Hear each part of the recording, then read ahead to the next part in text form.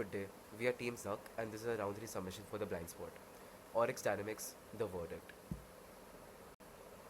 In round 2, we have analyzed 16 quarters of financial data and a comprehensive internal audit of Aurex Dynamics Private Limited. We identified 8 flaws, out of which 3 were elevated as priority flaws.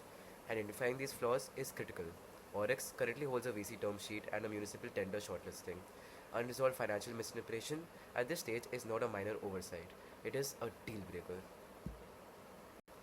Our 3 priority flaws are the margin illusion, the liquidity mirage, and the missing 74 million rupees. Priority flaw 1, the margin illusion. In year 4 quarter 4, Aurex reports a revenue of 65 million rupees and a COGS of 22 million rupees. Arithmetically, a gross profit is about 43 million rupees.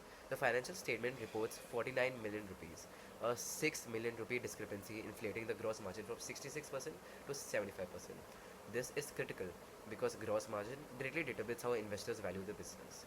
Aurex's round 1 disclosures confirm revenue is derived from the site attendance, field crawler deployments, and labor intensive municipal services, not just software. A 75% margin misinterprets the fundamental nature of the business. If unresolved, this will collapse the VC valuation mid-deal and disqualification from the municipal tender. Now, let's look at the solution. For that, let's look at the root cause of this. Your direct service costs are being misclassified as operating expenditure rather than cost of the goods sold. Solution: implement a strict cost classification policy and commission an independent restatement of the year 3 and a year 4 financials, and finally appoint a chief financial officer. This is immediately feasible. Deployment records and OEM data exist to support restatement within 60 to 90 days. Long-term, accurate margins will restore investor confidence and enable sustainable contract pricing. Now, let's look at priority flaw 2, the liquidity mirage. In year 4 quarter 4, our cash flow is reported at 36 million against a net profit about 28 million rupees. Cash flow exceeding the net profit implies what? Negative working capital. The audit explicitly acknowledges payment lags from municipal clients. Round 1 confirmed these clients operate on a very rigid capital expenditure cycles and they routinely delay the payments. Furthermore, the audit narrative reports about 29 million rupees while the financial sheet reports 36 million, a 7 million rupee unexplained variance between the two documents.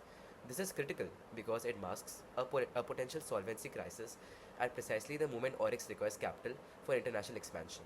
If unresolved, the VC due diligence process will expose fabricated liquidity, terminating the deal entirely. Now, for the solution, we'll look at the root cause once again. The root cause is basically premature revenue recognition. Cash was recorded at service delivery rather than actual collection. And what is the solution for this? Transition to accrual-based accounting, establishing a dedicated accounts receivable tracking system, and mandate a quarterly reconciliation by an independent auditor.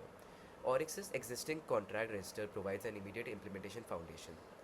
Long-term, accurate cash flow reporting prevents a liquidity crunch and strengthens Aurex's negotiating position with municipal clients. Priority flaw 3, the missing 74 million. Cumulative net profits from year 1 through year 4 total about 151 million rupees. Adding opening equity of about 7 million yields implied closing equity of about 158 million. The balance sheet reports only 84 million rupees. That is a 74 million complete unaccounted for, with zero disclosure across any audit document. This is critical because Aurex has no independent board, no internal audit function, and promoters retain unchecked majority control. This is a structurally compromised governance environment where undisclosed capital extraction is entirely possible. If unresolved, no institutional investor will proceed past due diligence. So, what is the solution? The root cause of this problem is basically it's a complete absence of governance infrastructure. Solution: we have to commission an immediate forensic accounting review to trace the 74 million rupee gap and appoint at least one independent board director and implement a mandatory related party transaction disclosure policy. This audit confirms board meetings are already being introduced. This must be accelerated immediately. Long-term resolved governance unlocks for institutional capital and positions Aurex for sustained growth. 3 flaws, 3 prescriptions. Cost reclassification and a CFO for the margin. Accrual accounting and AR tracking for the cash flow. For scenic review and independent board for the equity gap. These solutions are interdependent. Fix one properly and we will begin fixing all 3. Aurex has genuine technology and real field credibility. but credibility alone does not satisfy institutional scrutiny. The blind spot has been identified. The verdict is clear. Thank you.